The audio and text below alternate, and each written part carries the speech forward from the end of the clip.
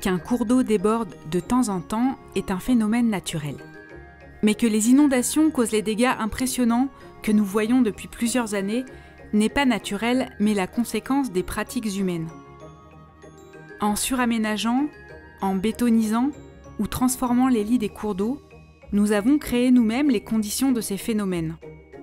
Ce que cela dévoile, c'est la réalité de nos rivières artificialisées et étouffées, et notre rapport avec nos cours d'eau.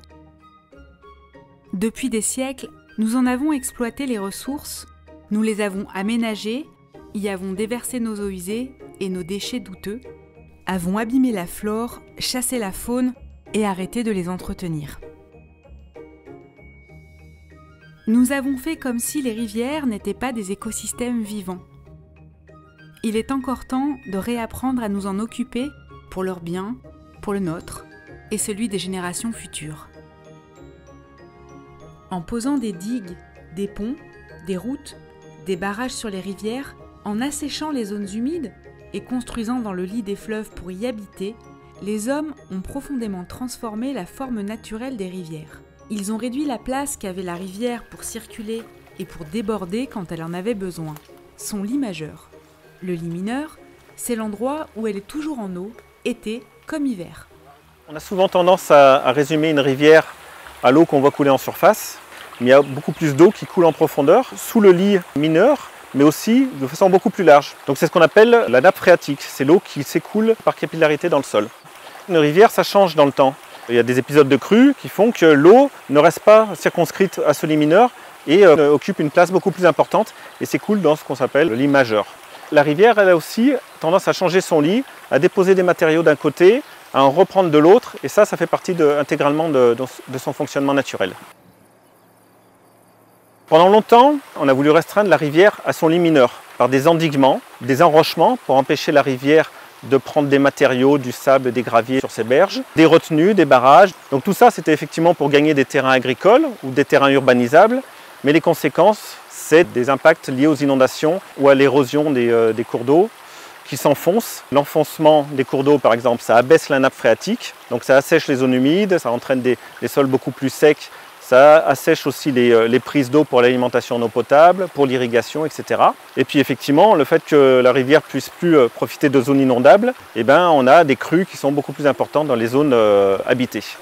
Une morphologie de rivière préservée, équilibrée, est le gage d'un bon fonctionnement de la rivière. Auto-épuration par filtration naturelle de l'eau en souterrain et par le système racinaire.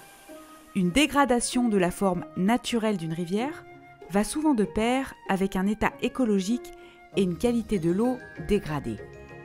Et quand les rivières sont en mauvais état, il faut alors les restaurer, c'est-à-dire redonner des caractéristiques morphologiques fonctionnelles à la rivière. La restauration hydromorphologique, ce n'est pas faire un copier-coller du passé. Là où on aura de la place, on va pouvoir s'étaler, parce que la rivière est encore sauvage ou en tout cas non aménagée. Par contre, la majorité du temps, on trouve de l'agriculture sur les rives et à ce moment-là, c'est une histoire de compromis. On va chercher à redonner le plus possible de fonctionnalité à la rivière tout en préservant l'activité économique. Le colostre, affluent du Verdon sur le plateau de Valençol, a été chenalisé dans les années 50 à 70 au profit de l'activité agricole qui a pu bénéficier des terrains. Aujourd'hui, il s'est enfoncé dans son lit, ce qui a conduit à des pollutions ponctuelles, des sécheresses précoces, une perte de biodiversité, une végétation appauvrie et des berges inaccessibles.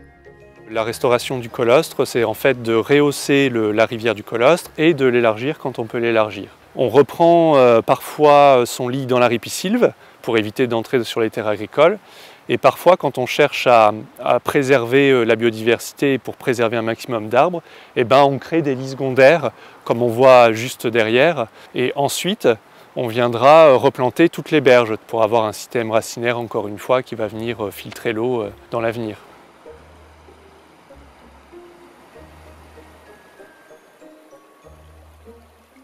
À la différence du colostre qui traverse Saint-Martin-de-Brome, le Pesquier dans sa partie amont est sur une zone naturelle. Donc là on n'a pas de désagrément notoire. Par contre, sur sa partie aval, on est dans une traversée urbaine. Et à ce moment-là, tous les ouvrages, donc quand on parle d'ouvrages, on parle bien sûr de ponts, on parle de routes ou de chemins, peuvent se retrouver menacés par un déchaussement. Agir d'une part sur la rivière pour lui redonner une forme la plus naturelle possible, mais aussi faire en sorte que les sédiments puissent y circuler. Quand ce n'est plus le cas, il faut alors rééquilibrer. Une rivière, c'est de l'eau qui coule, mais c'est aussi, on y pense moins souvent, des matériaux, enfin des sédiments qui sont transportés par la rivière. Quand il y a un manque de sédiments dans la rivière elle va essayer de s'adapter et donc elle va creuser son lit. Le lit va s'enfoncer. Donc il va y avoir un risque de déstabilisation des digues, des ponts, des seuils, de tous les ouvrages qui peuvent être présents dans la rivière. Il peut y avoir aussi des érosions qui vont être dangereuses. Pour gérer ce déficit, différents types d'actions vont être mises en œuvre.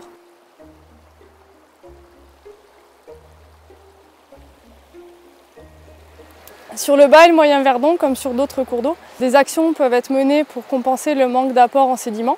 Ces actions elles peuvent être très ponctuelles comme la dévégétalisation des bancs de galets qui sont en bordure pour favoriser leur reprise par la rivière et leur circulation. Ou sinon elles peuvent être beaucoup plus complexes comme la recharge sédimentaire, donc le dépôt d'un certain nombre de matériaux à un seul ou plusieurs endroits pour recharger la rivière.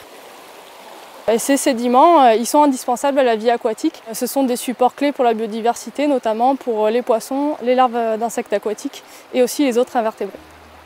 Quand il est encore possible de préserver l'espace sauvage de la rivière dans les endroits qui ne sont pas encore aménagés, on essaye alors de délimiter des espaces qui lui seront dédiés et sur lesquels on évitera de construire. L'espace de bon fonctionnement d'une rivière, c'est une zone dans laquelle on va décider de réglementer les activités pour protéger la rivière, mais aussi pour éviter d'avoir des dégâts par la suite, d'avoir une route emportée, d'avoir une voie ferrée emportée. Il y a des enjeux plutôt humains, plutôt techniques, plutôt économiques. Et en parallèle, il y a aussi un objectif qui est environnemental, c'est qu'en évitant de venir grignoter sur le cours d'eau avec des aménagements, avec l'urbanisation, on va laisser un espace de bon fonctionnement qui permette la bonne santé du cours d'eau.